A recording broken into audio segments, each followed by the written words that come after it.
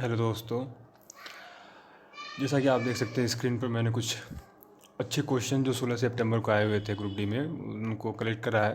बाकी तो easy question थे, लेकिन ये कुछ अच्छे क्वेश्चन मुझे मिले। तो चलिए इनको सॉल्व करते हैं एक एक करके। पहला क्वेश्चन उठाते हैं और पहला क्वेश्चन सॉल्व करना शुरू करते हैं हम लोग, ठीक है। तो ये आपका पहला क्वेश्चन रहा।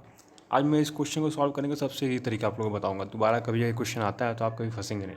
सबसे ईजी तरीका यहाँ देखिए, 1:40,000 दिया हुआ है। तो इसको आप सीधा क्या करेंगे, 1 = 40,000 कर दीजिए।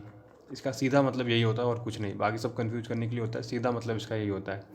आपको दिया हुआ है कि 1 अगर = 40,000 है आपके, तो क्वेश्चन पूछा है क्या? क्वेश्चन पूछा है आपका 5 सेंटीमीटर। देख सकते हैं आप 5 सेंटीमीटर के बारे में पूछा हुआ। तो सीधी बात है कि 1 = 40,000 है तो 5 = कितना होगा? 5 = आपको हो जाएगा 5 × 40,000, जो कि आपका इक्वल हो जाएगा कितना? 2 लाख के बराबर हो जाएगा, ठीक है। अब ये आपका आंसर हो गया सेंटीमीटर में। सेंटीमीटर में क्यों हुआ? क्योंकि आप देख सकते हैं यहाँ पे जो यूनिट दिया हुआ वो सेंटीमीटर में दिया हुआ, तो यही आपका आंसर है। लेकिन अगर आपको ये किलोमीटर में पूछ लिया है, वहाँ पे सेंटीमीटर में ना देके किलोमीटर में दिया है, तो आपको कन्वर्जन आना चाहिए। कन्वर्जन करने के लिए आप क्या करेंगे, सीधी सीधी बात कि 1 सेंटीमीटर इजकल टू होता है 1/1/1,00,000, ठीक है, किलोमीटर। तो जब आप 2 लाख को 1 लाख से डिवाइड करेंगे तो आपका आंसर सीधा आएगा, आपका आंसर सीधा 2 किलोमीटर आ जाएगा, ठीक है। तो ये आपका पहला क्वेश्चन रहा। ऐसे आप सॉल्व कर सकते हैं, एकदम इजी तरीका मैंने बताया है। अब दोस्तों ये रहा हमारा दोस्तों दूसरा क्वेश्चन। दूसरे क्वेश्चन में ट्रायंगल दिया गया है, मतलब एक त्रिभुज दी गई जिसका परिमाप 48 सेंटीमीटर बताया है। आप देख सकते हैं क्वेश्चन में मैंने पहले से इसको सॉल्व कर लिया ताकि सीधा मैं आपको डायरेक्ट समझा सकूँ। और इसका जो अनुपात है भुजाओं का वो 7, 5, 4 के बराबर दिया हुआ है क्रमशः, ठीक है। तो मान लीजिए ये साइड ए है 7, ये 5 और ये 4 हो गया। तो आप मान लीजिए कि जो ए साइड है वो 7x के बराबर, ये 5x के बराबर, ये 4x के बराबर। क्योंकि अनुपात में दिया तो हमको x हम लोग अपनी तरफ से मान लेते हैं। परिमाप क्या होता है? परिमाप होता है तीनों भुजाओं का योग।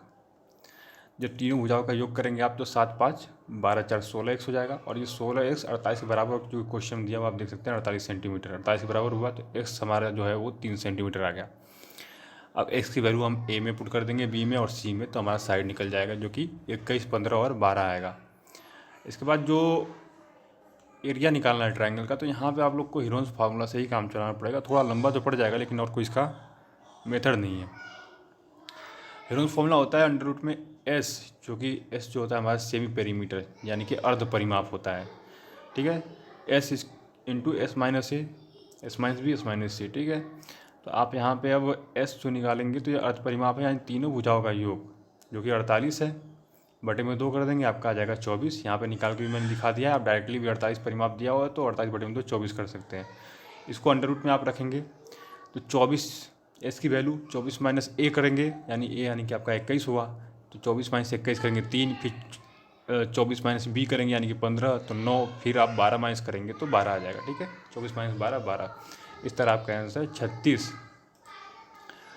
√6 सेंटीमीटर आएगा, ठीक है। तो ये आपका रहा दूसरा क्वेश्चन। अब चलिए तीसरे क्वेश्चन पे चलते हैं। तो दोस्तों मेरा तीसरा प्रश्न कुछ इस प्रकार है।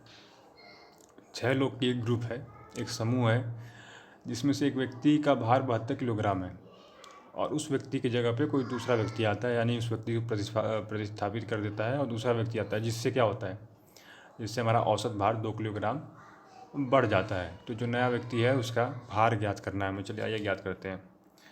मान लीजिए कि समूह में हर एक व्यक्तियों का जो भार रहा होगा वो x किलोग्राम है, ठीक है। तो हम लोग मान के चलते हैं कि x किलोग्राम जो था वो भार रहा होगा सभी लोगों का।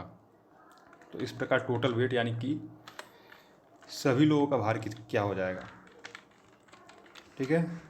आइए वो हम निकालते हैं। सभी लोगों का भार इस तरह से अगर आप निकालते हैं तो 6x हो जाएगा। ये इस प्रकार से आप समझिए कि अगर एक लोग का भार किसी ग्रुप में 10 किलोग्राम है और सबका लगभग 10 ही किलोग्राम है, तो पूरा टोटल ओवरऑल कितना होगा? तो ओवरऑल होगा हमारा 6 × 10 यानी 60 किलोग्राम। इस तरह से ये हो जाएगा।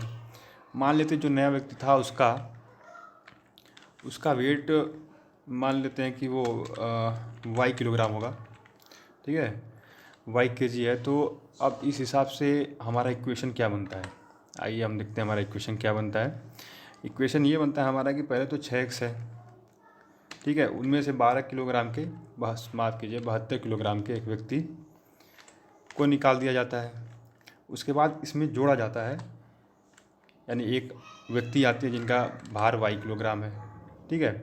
इनके आने से क्या होता है कि ओवरऑल जो हम लोग का एवरेज है वो बढ़ जाता है 2 किलोग्राम से, ठीक है।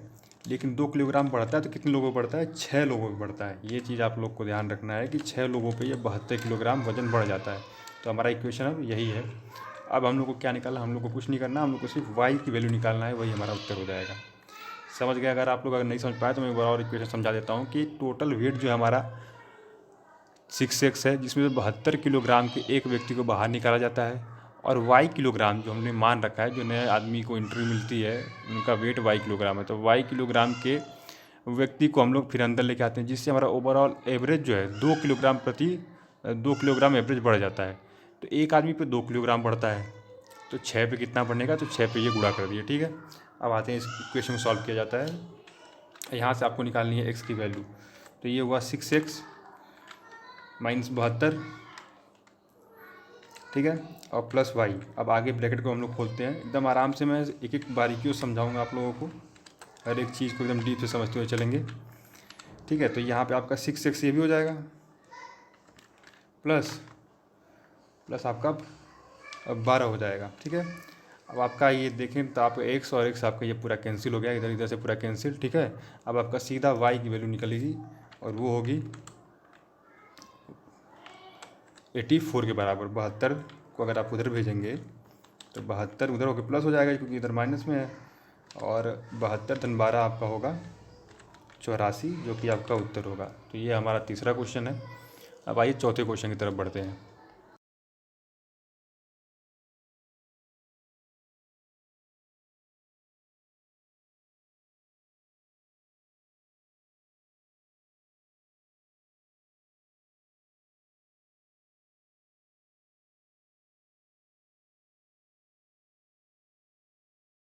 हाँ तो दोस्तों, मेरा आखिरी क्वेश्चन आप स्क्रीन पे देख सकते हैं, 103 गुणे 95 है। आप कहेंगे यार कितना आसान क्वेश्चन है, पर जिस एग्ज़ाम में टाइम की कीमत है ना, वहाँ पे आपको शॉर्टकट तरीके से जाना पड़ेगा, जितना शॉर्टकट हो सके उतना शॉर्टकट तरीके से। तो आप 103 को क्या लिख सकते हैं, 103 को आप 99 प्लस 4 लिख सकते हैं, 95 को आप 99 माइनस 4 लिख सकते हैं। तो 99 प्लस 4 गुणे 99 माइनस 4 करेंगे तो कुछ आपको याद आएगा कि ये A² माइनस B² का कहीं ना कहीं फॉर्मूला है, और A² माइनस B² का फॉर्मूला क्या होता है, A+B into A minus B। अब आपका काम हो गया। 99 का स्क्वायर माइनस 4 का स्क्वायर कीजिए, अगर आपको स्क्वायर करने आता है तो आप तुरंत कर ले जाएंगे। 99 का स्क्वायर 9801 होता है और 4 का स्क्वायर 16 होता है। माइनस करेंगे तो आपका आंसर आएगा 9785। आप यहाँ से भी कर सकते हैं, देखिए ये यूनिट डिजिट लगा के 1 मतलब 11 ये हो गया, और 11 माइनस 6 करेंगे तो आपका 5 आएगा। इस तरह से भी आप कर सकते हैं। अगर आपको स्क्वायर निकालने नहीं आता तो कमेंट कीजिए, मैं इस पर जल्दी एक वीडियो लेके आऊँगा जिससे आप आसानी से स्क्वायर निकालना सीख जाएंगे। धन्यवाद।